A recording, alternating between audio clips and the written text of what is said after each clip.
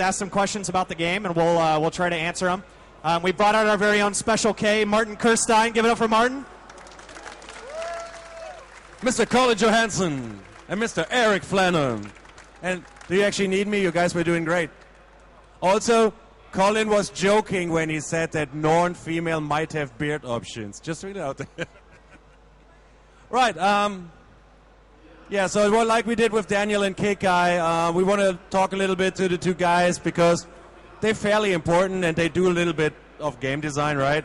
So I will ask them a couple of questions first, and we have a couple of people from Twitter, and then I will open up the floor. So if you want to ask Colin or Eric something, you might want to think about what you want to ask him. So also, like, give Eric a big applause because Eric is actually really sick, but he still made it up out here to answer all of your questions. So very much appreciated. First question is for Colin. So what is it like to be Colin Johanson? That's a sweet tweet. Thanks, Martin. I couldn't resist, Colin. I do a lot of sword swinging at home, practicing all the time. I can confirm that in the office he's always running around swinging a sword. That doesn't sound right at all. Anyway, no, okay, let's get off serious. So, people have always asked us, it's like, so why did you stop Guild Wars 1? And we always tell them, like, hey, you know, we had so many crazy ideas, and like we wanted to do things a little bit different, and also like we want to like question everything that defines like a traditional MMO and do something new. So from like you as a content designer and you as a game designer, like tell us a little bit about like what steps you guys do when you actually design a game. It's like, hey, we have this awesome idea, and then what actually goes into that process. Okay, so for example, the first thing we did in designing, say, the dynamic event system was we wrote it all down and then talked about it with other members of the team and made sure that we were talking about all the things like thinking of all the contingencies. So things like, hey, you know, if we have these events that everybody's going to participate in, there's a lot of times in an MMO when you're by yourself, so these things have to scale. We tried to anticipate all the problems that we would have, and then we involve our coders, and we ask them, you know, hey, we have this crazy system. It's got to scale. It's got to scale dynamically. It's got to do all these things. Can we actually do that? How hard is that to do? And they usually, you know, laugh at us or throw something at us or something like that. And so after that, we go into development and we iterate and we do prototypes. And so one of the things I wanted to also point out is I know I've seen a lot of people who reacting to the changes to like energy potions and to the way skills are acquired, and they're sort of wondering if we're ever going to finish the game. So the big thing to take away with that is this is our process. This is what we normally do. Those systems went through lots of changes before you guys even saw them. And if we thought they were going to make the game a teeny bit better, we wouldn't invest the effort in doing it. We think these things are going to make the game immensely better. And in the end, I think that's what everybody wants, is for us to make the game as good a game as it can possibly be.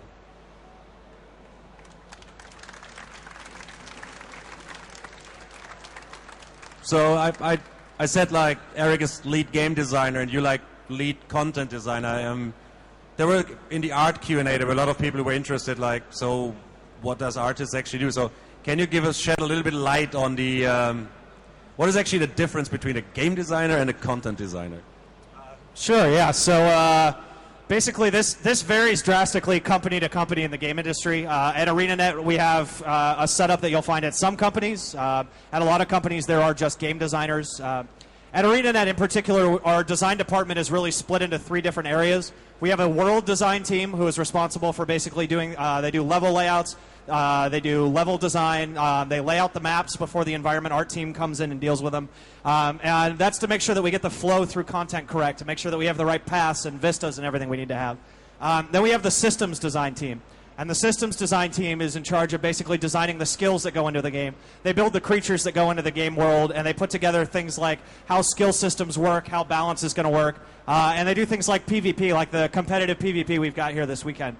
And then finally, there's the content design team, which is responsible for basically building the story of the world.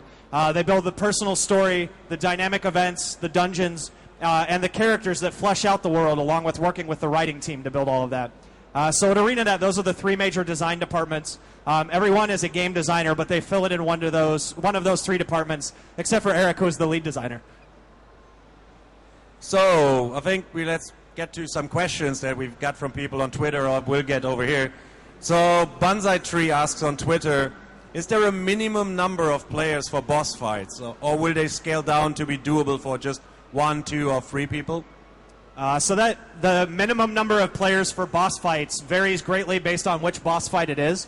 Giant prop bosses, really big bosses, they start at about 5-10 players as a minimum to do them, and they scale up to like 100 players can be participating at the same time, and the boss will continue to scale its stats to fight against them. So you can have huge epic boss battles. There are lesser bosses that scale down to a single player to be able to defeat them.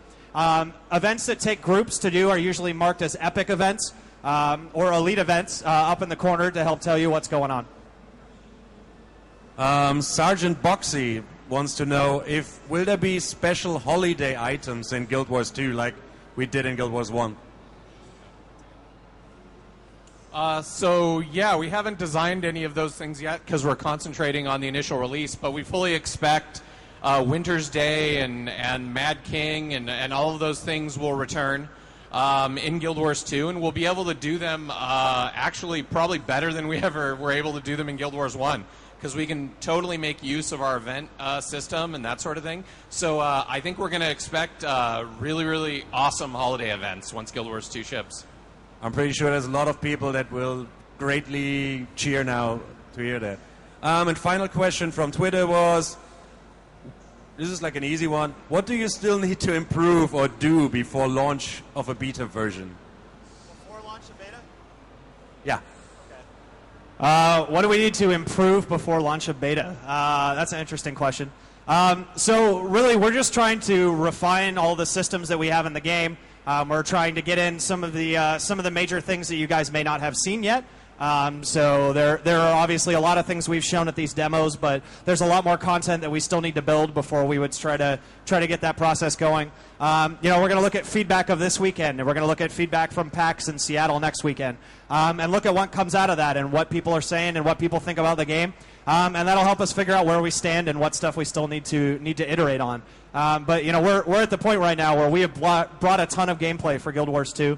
We're really proud of what we have, and we just need to keep on building it, getting the rest of the content in, and hopefully we'll get there sometime.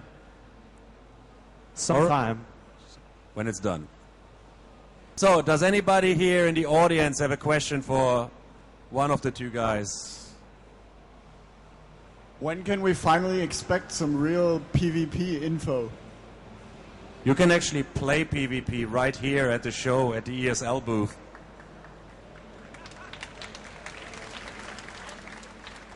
So yeah, if none of you guys know, we brought competitive PvP here this week. It's not in this booth. It's other end of the hall in the back right corner in the ESL booth. We have 5-on-5 competitive PvP going on over there all weekend long. Go check it out. Some of our devs are going to be battling tomorrow against Boon Control, which is one of the better guilds from Europe. So definitely go check that out if you get a chance as well. And you can finally answer the age-old question, are devs or gamers better?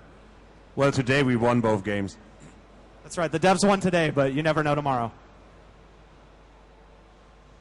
Wird es weitere Bücher geben über die Guild Wars Story, abgesehen von den dreien, die bereits angekündigt sind? Kind of more of a lore question, but you might know. Will there be additional books set in the Guild Wars 2 universe apart from the 3 that we have done so far? Well, I think we've seen the response to the first 2 Guild Wars books was really great, and I assume the response to the third one will be great as well. We haven't officially made plans for it, but I have to assume that if the third one sells really well, then our publisher and we're going to want to continue making them.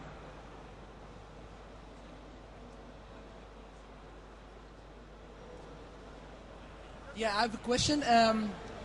They're planning to make a lot of characters, maybe races.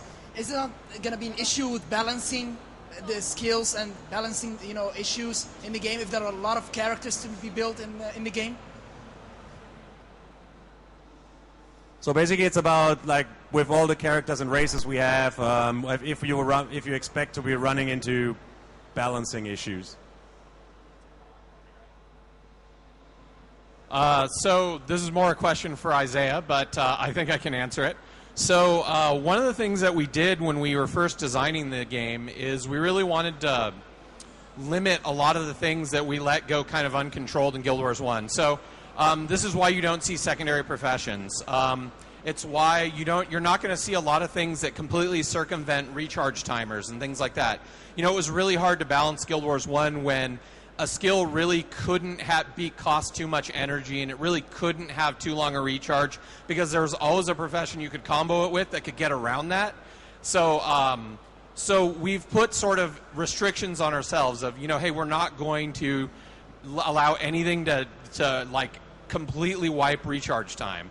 We're not going to allow anything to, you know, completely combo with things in sort of a bad way. So it's certainly going to be a challenge because there are a lot of options in Guild Wars 2, but we think we've designed the system in a very smart way, and we think that it's definitely doable.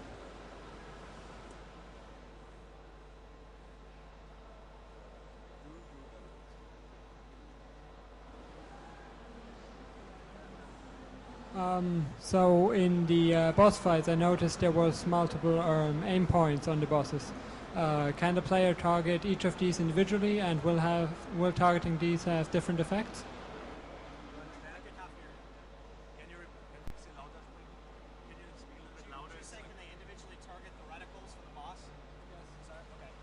Yeah, so the question was, can you, for the boss battle that we saw up here on screen, can you individually target the different points that the boss has, and does it make a difference? So on this individual boss, the different attack points are various places you can pick to attack on him, but they don't really make a huge difference in damage on them. However, in most of the bosses in the game, they have different attack points that can come available or turn off based on conditions the players have activated, and those attack points can do different amounts of damage to the boss. So, for example, there is a giant undead dragon boss that you may see on some of these screens at some point here. And there's a huge Asura Mega Laser that can fire at him and basically knock the dragon down and stun him for a little while. And when he's stunned, the attack point on his head actually takes about 2 times more damage than the guy normally takes when he's down like that. A lot of our bosses will take advantage of mechanics like that to open up additional attack points or to do additional damage to him based on those attack points. It's the first time that I've seen airships in the new GamesCom trailer, and I would ask, have they a special meaning or just for show? We know that you can't fly on things because you want to show on the map itself, so perhaps events or...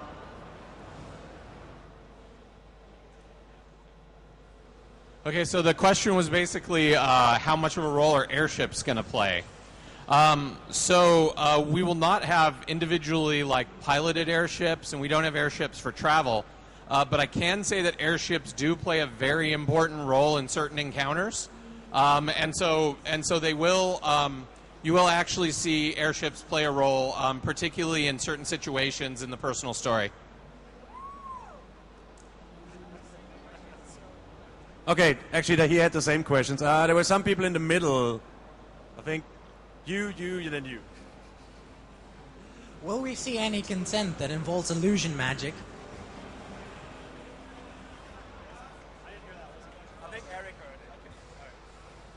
Yeah, so for people who saw, he asked if there was any content that we'll see that's illusion magic. So for anybody who saw videos of the dungeon, I think you saw there were already those undead mesmers in the dungeon that people, with the undead monks also, the old Ascalonians. So there was a little illusion magic there.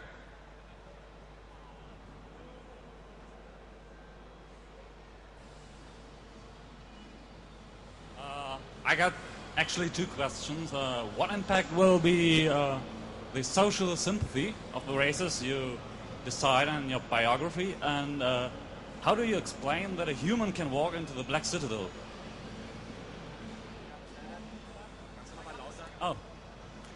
What impact will be the racial sympathy on the game, and how do you explain the human walking into the Black Citadel? All right, so I guess two questions there. First one, what is the racial sympathies like? Are you asking about like when you pick a lesser race that you're sympathetic towards, or the way that the races interact with each other?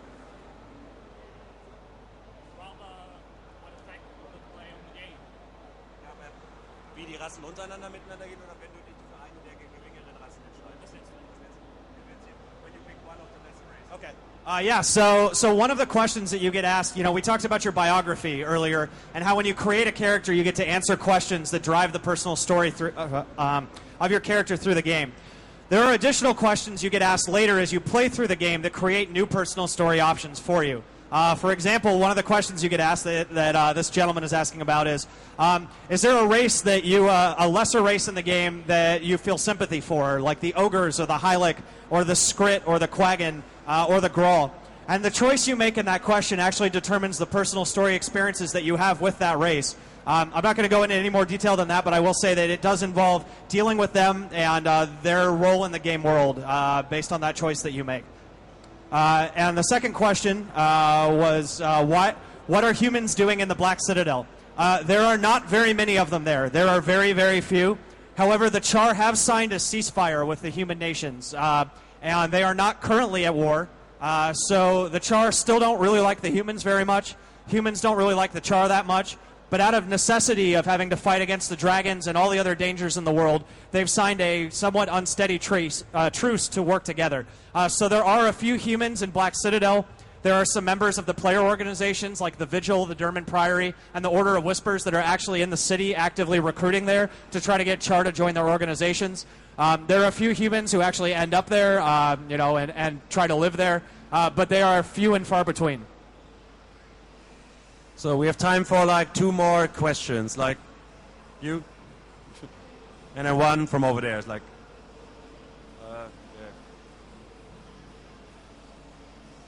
I was curious if the development team had ever been considered being tested for obsessive compulsive disorder. What? I was curious if the development team had ever considered being tested for obsessive compulsive disorder.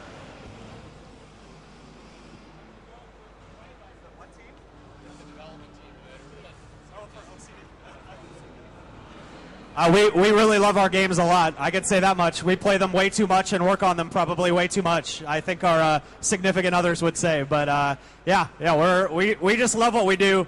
We come out to these game shows, and when we're not out here hanging with you guys, we go to all the other booths and try to play all of their games. So we're pretty much obsessed with games, and we just happen to make games too. So I guess we probably are all obsessively, compulsively in love with Guild Wars and ArenaNet. last question. Yeah, I would like to know when it comes to armor values and weapon damage values. I'd like to know about weapon damage values and armor maximum values. Is it going to be like in Guild Wars now it's easy to get maximum value when you arrive to a certain point? Or is it going to be slightly grindy to get to that value?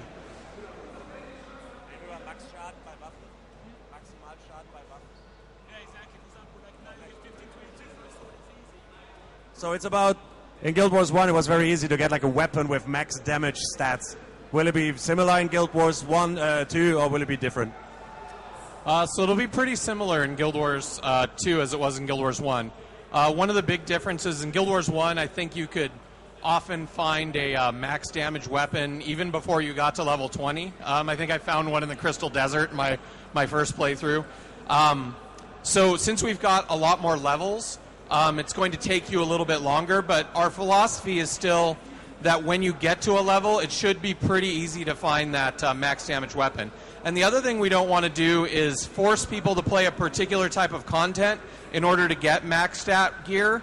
So, for example, it's not going to be the case that dungeons are the only way to get max stat gear, or that crafting is the only way. What we want to try to do is have multiple pathways so that you don't feel like you have to play a type of content that maybe you didn't like playing while you were leveling. And so what we really try to do is put kind of unique appearances on all of those things. Very similar to Guild Wars 1. Okay, then I say thank you to the two of you for taking time out of your very, very busy schedule over. Really appreciated by everybody. A big hand for Colin Johanson and Eric Flannum. Thank you. Thanks for coming out, everybody. We really appreciate it. Thank you. Für euch noch viel Spaß hier weiter auf der Messe.